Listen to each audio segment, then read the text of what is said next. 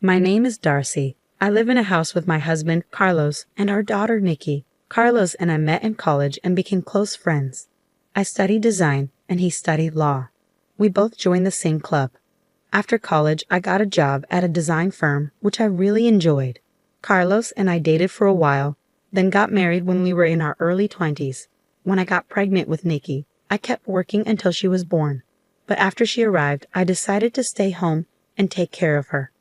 Carlos and others thought it was a good idea for me to focus on being a mom, so I started working from home. Carlos became a lawyer after passing the bar exam. One day, Nikki said, "Mommy, I'm going to play with my friends. I'll be back before it gets dark, okay?" Life is really great living with my husband and daughter, and doing work I love. But one day, something surprising happened. I was out shopping, quite far from home, when I saw my mother-in-law, Christine, struggling with some heavy bags. I decided to go over to her. "Hi, mother-in-law." "Oh, Darcy, what a surprise," Christine said with a warm smile.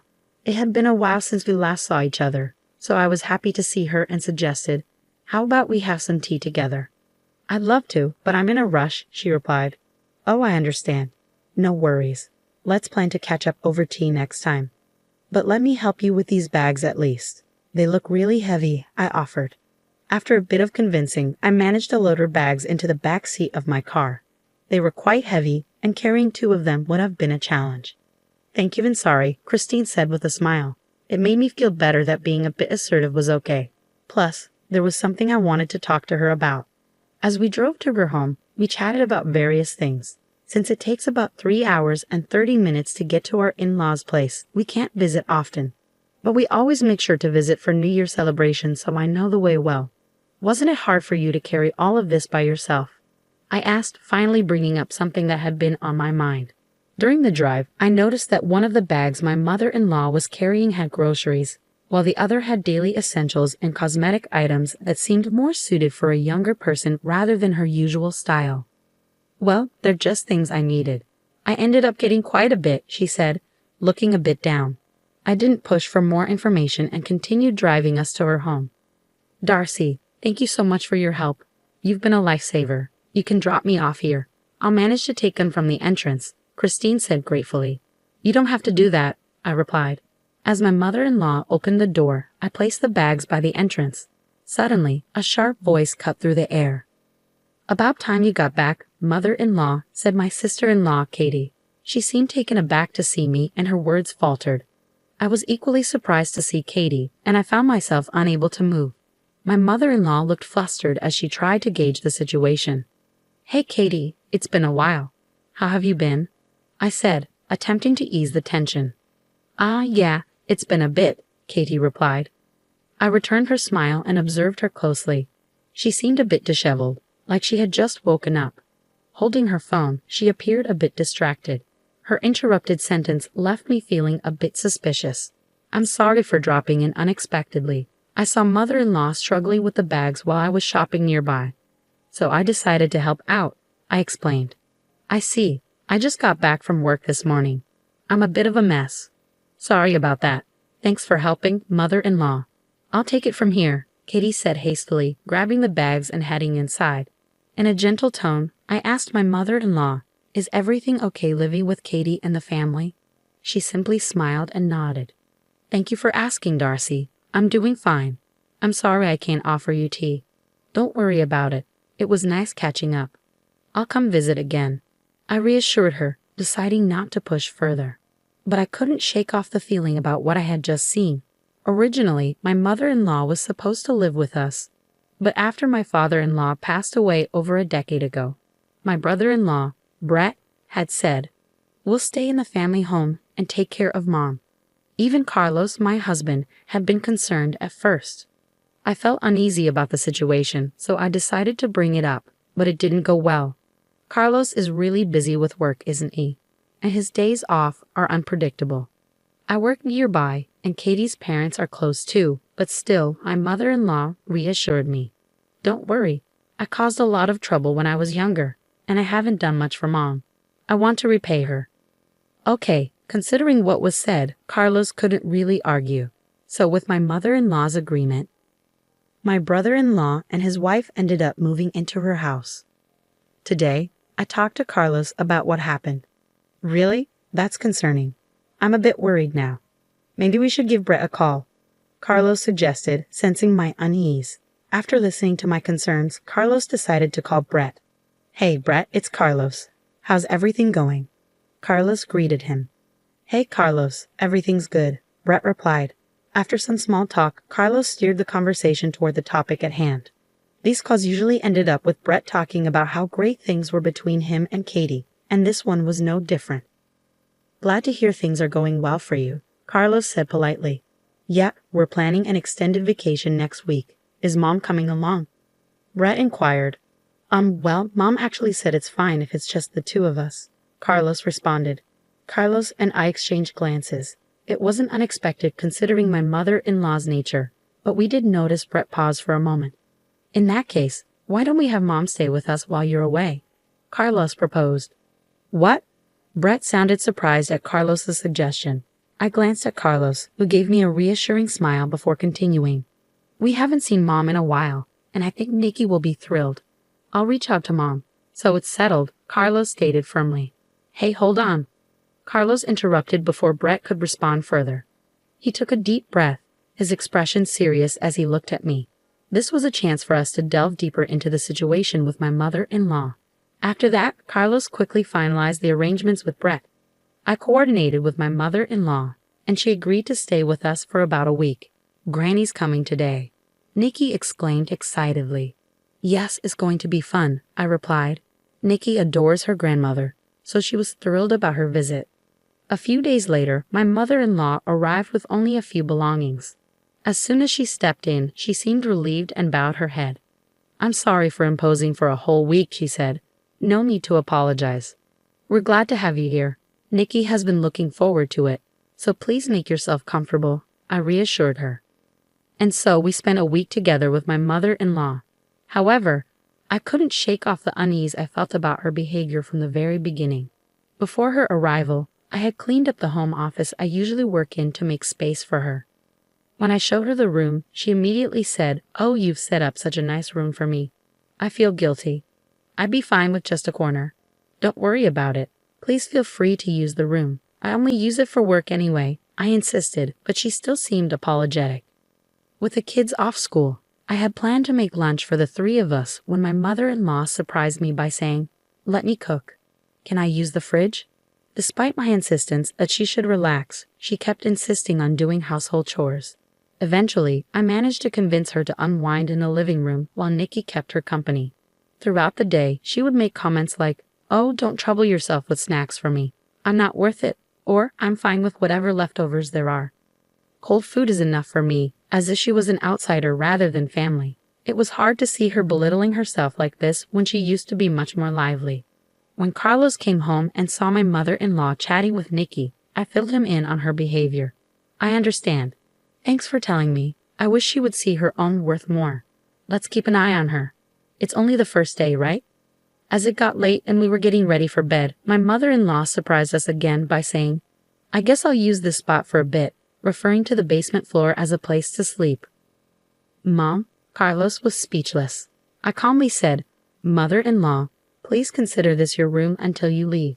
Use a blanket so you stay warm." "But won't that be a bother?" she asked. "Absolutely not.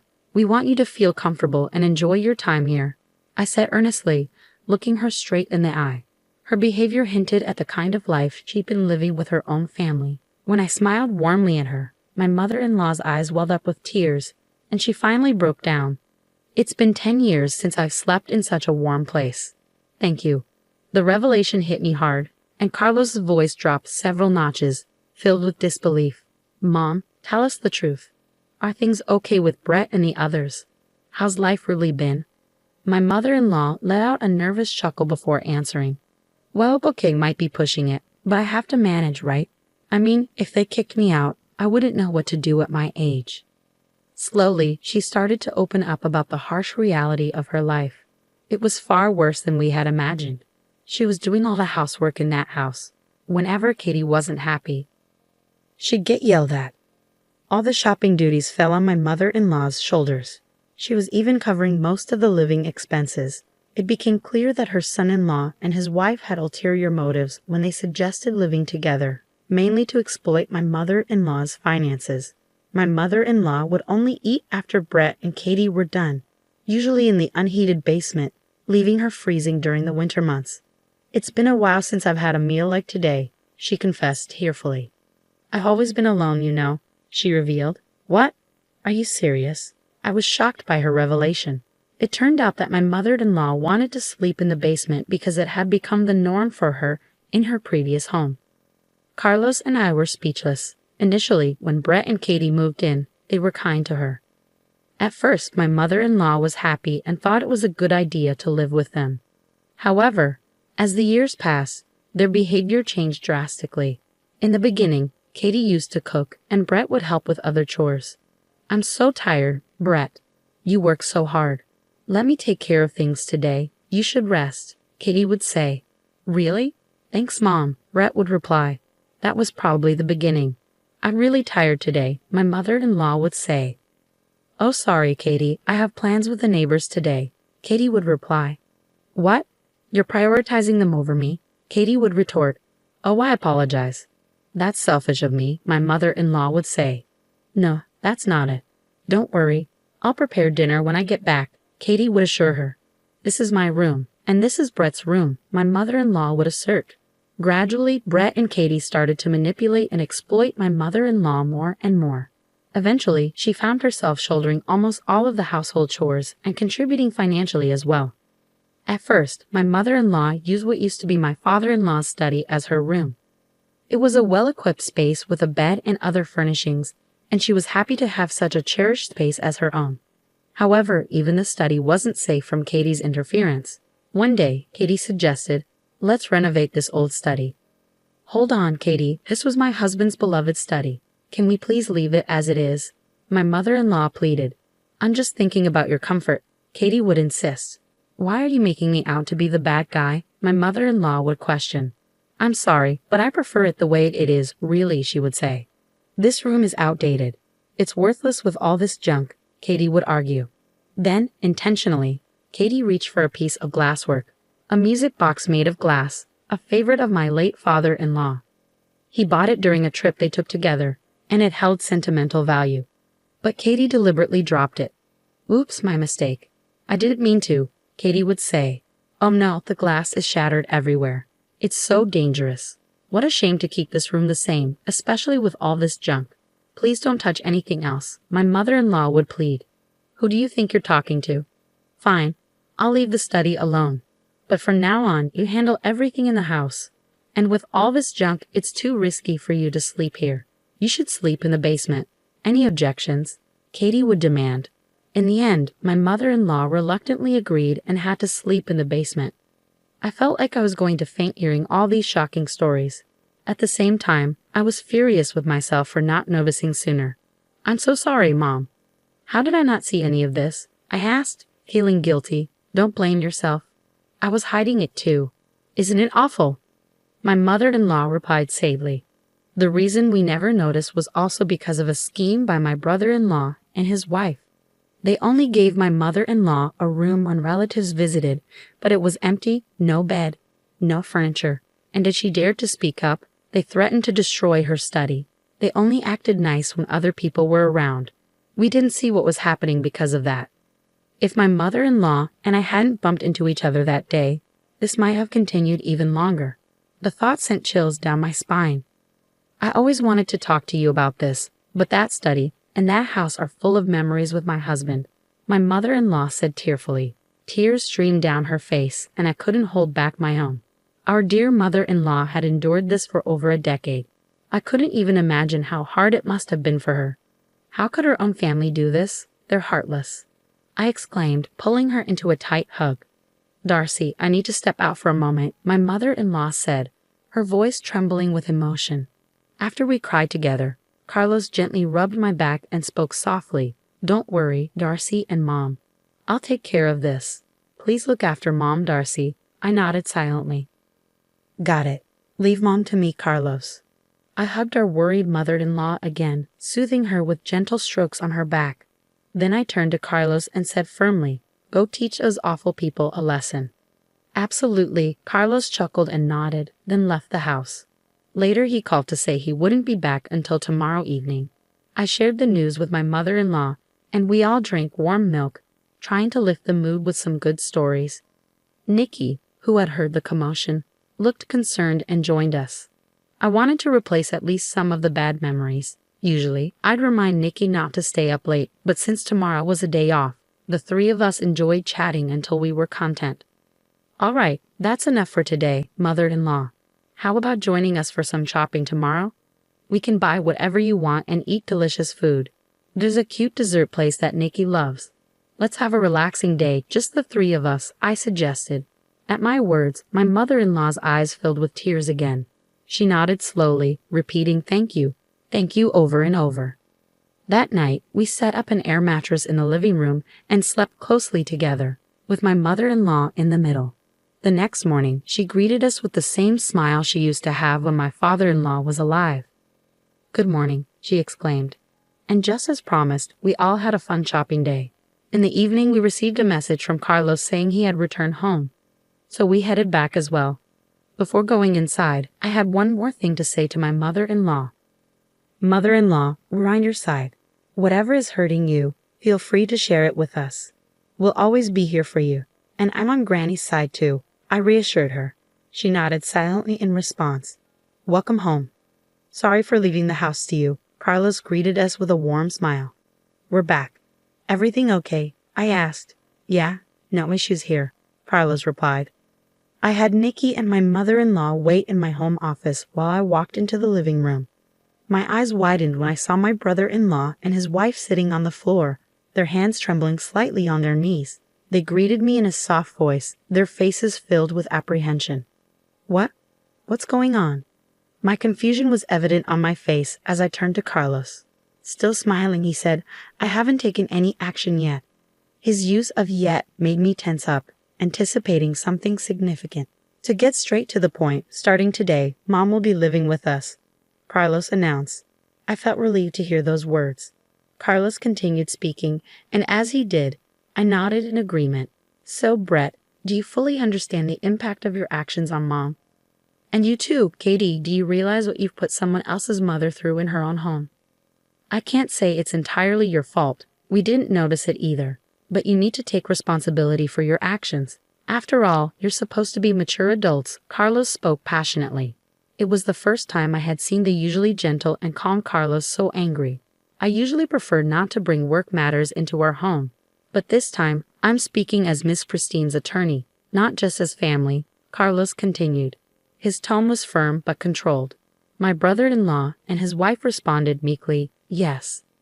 After several hours of discussion, several decisions were reached. Firstly, my brother-in-law and his wife would no longer be living with us. They were required to return all the money they had taken from my mother-in-law, along with additional compensation. In consideration of my mother-in-law's emotional attachment to her study and her own home, my brother-in-law and his wife agreed to move out. We forbade them from ever entering my mother-in-law's home again. Upon hearing the decision, my mother-in-law gave a troubled smile. So we're still family, right? Asking for compensation seems a bit extreme, don't you think? She said. Carlos's words caused Brett to nod so vigorously that it looked as though his head might fall off. Yes, I'm truly sorry for everything. Please accept this as our apology, Brett said, looking thoroughly remorseful. After the discussion, Carlos took a deep breath and addressed my mother-in-law. So please accept this, Mom. Let's put this behind us. Brett and his wife will never forget what they've done and will ensure it never happens again, Carlos said gently. They both nodded in silence. Seeing this, Carlos smiled softly and continued in a quiet voice. It won't happen again, right? They both responded, yes, never again, absolutely. So the conversation came to an end. Within a few months, we received the compensation that Carlos had arranged for my brother-in-law and his wife. My mother-in-law wanted to give it to us, saying it was because we had helped her, but we refused. She insisted, so we agreed to accept a small amount each month for groceries and let her use the rest. Carlos, what did you say to Brett and his wife? I was curious about that day, so I asked him when we were alone. I said to Carlos. Carlos scratched his head. even though it wasn't itchy. Don't worry about me losing my cool, okay? Why would I?